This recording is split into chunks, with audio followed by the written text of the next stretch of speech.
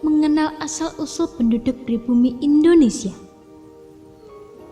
Berbicara soal masyarakat Indonesia, kita tentu tahu betul betapa beragamnya suku-suku yang ada.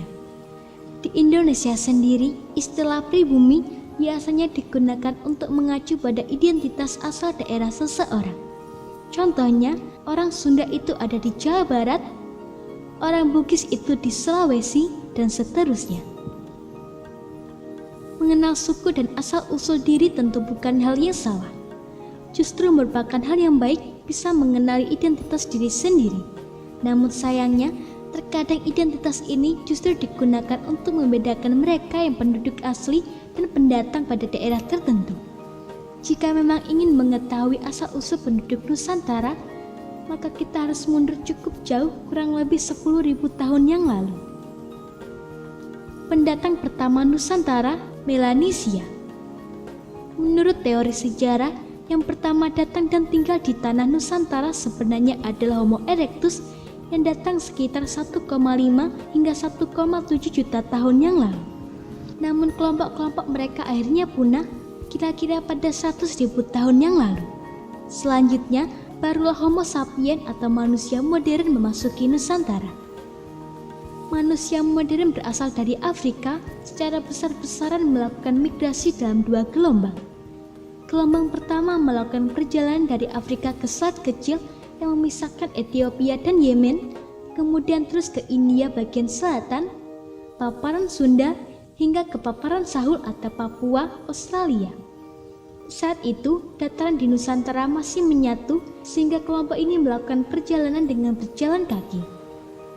Manusia pertama yang datang ke Nusantara ini memiliki ciri-ciri melanosoid atau golongan etnis Negrito, yaitu seperti orang Papua dan aborigin.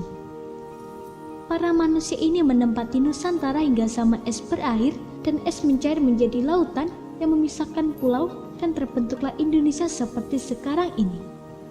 Suku-suku dengan etnis Negrito yang ada di Indonesia ini antara lain suku Dani, Bauzi, Asmat, dan Amungme. Jadi, jika ditanya siapakah orang pribumi pertama yang menempati Nusantara, maka ya jawabannya adalah orang-orang Melanesia ini. Bahkan diduga kuat, mereka lah penyebab hilangnya Homo erectus di paparan Sunda. Lalu, alasan mengapa mereka cuma ada di pedalaman Papua dan pulau-pulau kecil di sekitarnya adalah karena datangnya rombongan manusia modern gelombang berikutnya secara besar-besaran dengan perahu yang cukup canggih di zamannya. Makanya orang Melanesia ini tidak ada di wilayah Indonesia bagian barat.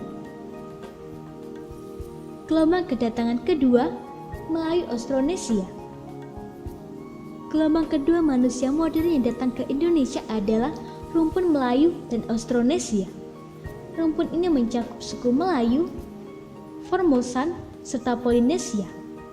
Rumpun ini memiliki ciri-ciri wajah bulat, hidung lebar, rambut hitam tebal sedikit bergelombang, dan kulit kecoklatan.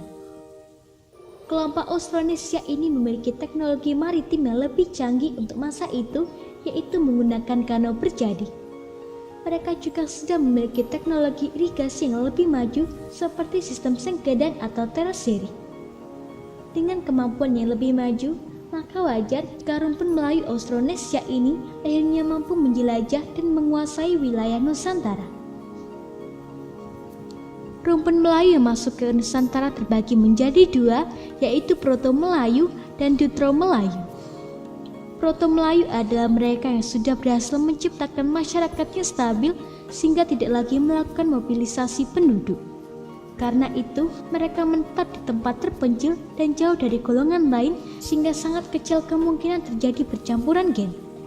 Golongan Proto-Melayu ini misalnya adalah suku Nias dan Dayak. Selanjutnya, Deutero-Melayu masih perlu berpindah-pindah tempat dan berinteraksi dengan kelompok lain di sekitarnya karena alasan tertentu seperti kondisi geografis, iklim, bencana, dan sebagainya. Akibatnya kemungkinan percampuran budaya, bahasa, dan gen juga menjadi lebih tinggi. Suku-suku yang termasuk Deutero-Melayu antara lain adalah Minangkabau, Jawa, Banjar, Bugis, Makassar, Bali, Lombok, Batak, Aceh, Madura, Minahasa, dan puluhan suku-suku lainnya. Dalam masa peralihan Melanesia ke Austronesia hingga zaman manusia mengenali tulisan, jejak kebudayaan maupun ciri fisik masyarakat Melanesia sudah tidak ada lagi di pulau-pulau bagian barat Indonesia seperti Sumatera, Jawa, Bali, Kalimantan, Sulawesi, maupun Lombok. Sementara di wilayah Indonesia Timur masih terekam gen Melanesia yang sudah bercampur dengan rumpun Austronesia. Sedangkan suku Melanesia yang masih asli adalah mereka yang menetap tanpa gangguan di pedalaman Papua dan masih setia dengan kehidupan dan kebijaksanaan lokal seperti berburu binatang, berkebun dalam skala kecil, serta hidup dalam masyarakat kesukuan. Kedatangan Sino-Tibetan, Dravida, dan Semit.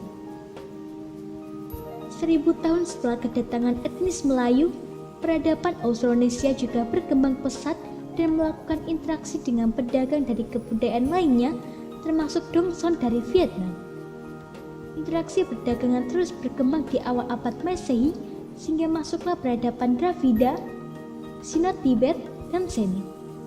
Pada era modern, Dravida adalah mereka yang kita kenal dengan India, Sino-Tibet adalah kita kenal dengan Tionghoa, dan Semit adalah berasal dari Asia Tengah seperti Arab dan Yahudi. Bangsa Dravida memulai perjalanan ke Nusantara pada abad pertama Masehi. Sino-Tibetan pada awal abad ketiga Masehi setelah dinasti Han runtuh, dan Semit mulai masuk ke Sumatera pada abad ke-7 Masehi. Kedatangan bangsa Sino-Tibetan ke Nusantara ditandai dengan datangnya biksu Fasien pada awal abad ke-5 Masehi dan Ising pada 8 Masehi. Gelombang kedatangan pertama cukup besar datang pada masa pemerintahan Majapahit ketika Wikramawardhana memperoleh semua orang dari berbagai agama maupun ras untuk berdagang dan menyebarkan agama di Majapahit. Etnis Dravida datang secara bertahap seiring dengan semakin berkembangnya perdagangan di Nusantara. Pengaruh budaya Dravida atau India ini juga terlihat jelas dengan jarak kerajaan Hindu di awal abad Masehi. Sementara itu, etnis Semit datang pertama kali pada abad ke-7 Masehi untuk berdagang dan menyebarkan agama Islam. Sama dengan Dravida dan Sino-Tibet, penduduk etnis Semit juga banyak yang memilih menetap dan membaur dengan masyarakat lokal sehingga menambah keberagaman Nusantara. Nah, bangsa-bangsa ini tidak hanya datang ke Nusantara untuk berdagang, tapi juga memiliki peran sosial sebagai rohaniwan. Bahkan tidak jarang yang memutuskan untuk menetap dan menikah dengan orang lokal. Jadi, sejak abad pertama Masehi, Nusantara bukanlah eksklusif milik bangsa Austronesia atau Melanesia saja. Sehingga kalau ditanya soal siapakah penduduk pribumi Nusantara, tentu cukup sulit menjawabnya. Karena yang pertama ada di bumi Nusantara justru Homo erectus. Jika definisi pribumi merujuk pada manusia modern pertama yang datang ke Nusantara, maka jawabannya adalah rumpun Melanesia atau yang sekarang merupakan suku-suku di Papua. Jadi, pada hakikatnya, nenek moyang semua manusia yang ada di Indonesia itu adalah pendatang. Bumi Indonesia dulunya adalah tanah tak bertuan sampai para pendatang mengklaim tanah tersebut milik mereka dan melewati kekuasaan para penjajah hingga kini bisa menjadi negara Indonesia yang multikultur. Jadi tidak tepat rasanya jika sampai sekarang kita masih saja membeda-bedakan satu sama lain berdasarkan ras atau etnis mereka. Semoga informasi tersebut dapat bermanfaat. Jangan lupa untuk klik subscribe untuk mengetahui video terbaru dari kami.